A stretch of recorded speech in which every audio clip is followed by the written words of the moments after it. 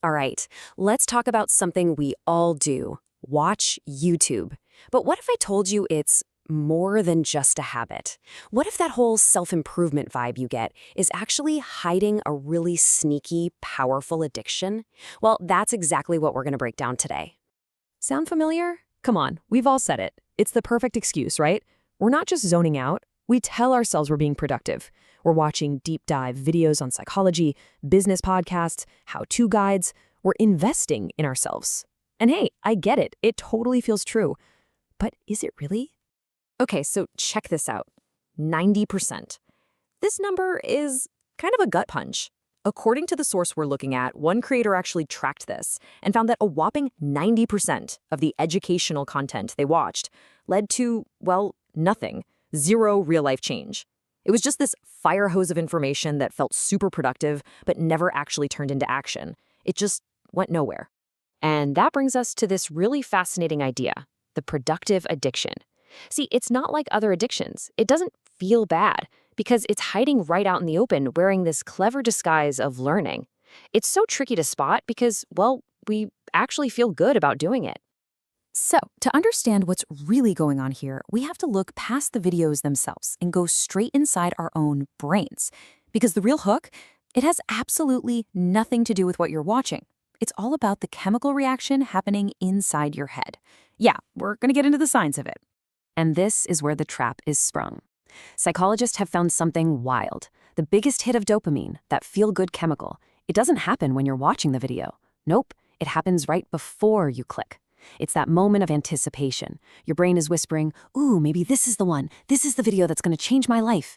And the entire platform is engineered to make you chase that feeling over and over and over again. So let's be real about what's happening. You're not just a viewer. You're the subject in a giant, ongoing psychological experiment. Every single thumbnail, every single up-next suggestion is designed to hijack that dopamine system in your brain. And by the way, it's the exact same system that gets people hooked on gambling. Once you realize that, man, it changes how you see everything. Okay, this next part might sting a little, but it's super important. We have to ask ourselves a tough question about why we're really watching. Is it just because you're bored and have some time to kill? Or is there something deeper going on under the surface? So the myth we tell ourselves is, I'm just bored. But the reality, and this is the hard truth, is that we're often watching to avoid feeling uncomfortable, to avoid the discomfort of that big project we know we should be working on. There's actually a name for this. Psychologists call it escape behavior. And YouTube is the perfect escape vehicle, isn't it? It lets you feel productive while you're actually just procrastinating. You don't have to face that assignment or that big dream you've been putting off or just that nagging feeling that you're stuck. Instead, you click another video. And the crazy irony is you're basically wasting your life to avoid the feeling that you're wasting your life. Okay, so that's the problem. It sounds pretty bleak, I know. But here's the good news. The solution isn't some extreme delete the app and throw your phone away thing. It's actually way smarter. It's about adding a little friction. The idea is so simple. Just make the habit a tiny bit harder to do, and suddenly its power over you starts to fade. So how do you do that? Well, it breaks down into 4 really practical steps. Step 1, hide the app. Just move it off your home screen, bury it in a folder. Out of sight, out of mind. Step 2, log out. Every single time. That little step of having to type in your password, that's friction.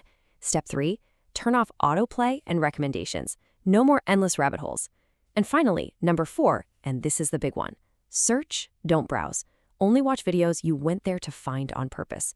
This is how you get back in the driver's seat. So, what actually happens when you start doing this stuff?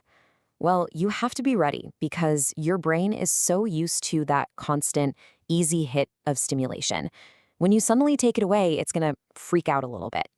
This is what we call the hard reset, and it's the part nobody really warns you about. Okay, so day 1, your brain is going to panic. It's going to be screaming for that cheap, easy dopamine it's used to. But you got to push through.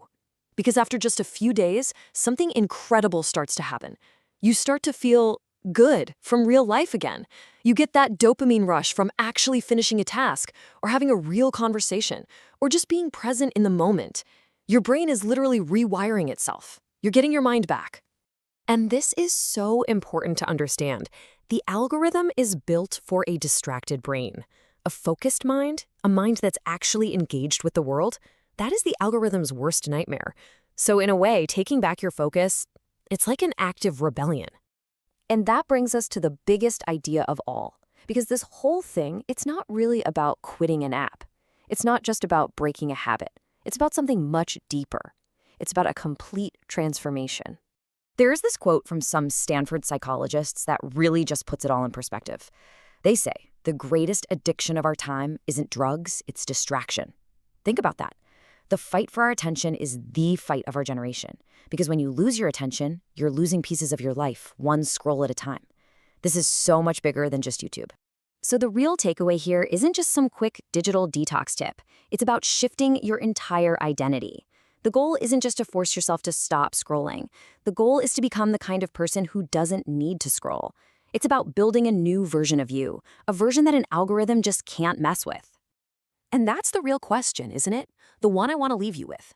Who do you actually become when the algorithm isn't pulling your strings anymore? When your focus belongs to you, when your choices are your own, and when your time is spent on what actually matters to you? Who is that person? That's the real prize.